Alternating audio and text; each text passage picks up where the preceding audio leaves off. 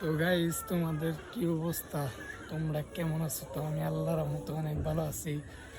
তো বাসায় মনে করো যে কারেন্ট নাই, সব সময় যায় আসে, দিনে 2-3 বার করে কারেন্ট যায়।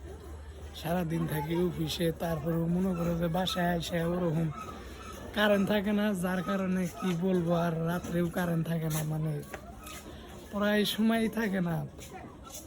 যাই হোক, ঢাকা শহরে তো মনে করো যে অনেক মিল ফ্যাক্টরি, কি বলবো, আর বলার মতো কোনো ভাষা নাই।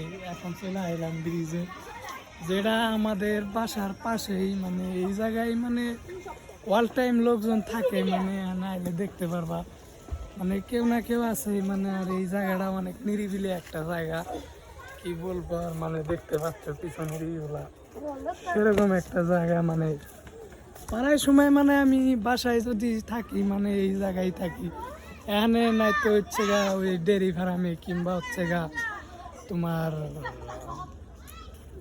ওই পাশে হচ্ছে গা কঙ্কট মাঠ, বা এই সব জায়গা দিয়ে থাকি, মানে অল টাইম এগুলা জায়গা দিয়ে ভিডিও বানাইছো, দেখতে পাচ্ছ, মানে কি বলবো, আর সেরকম একটা জায়গা।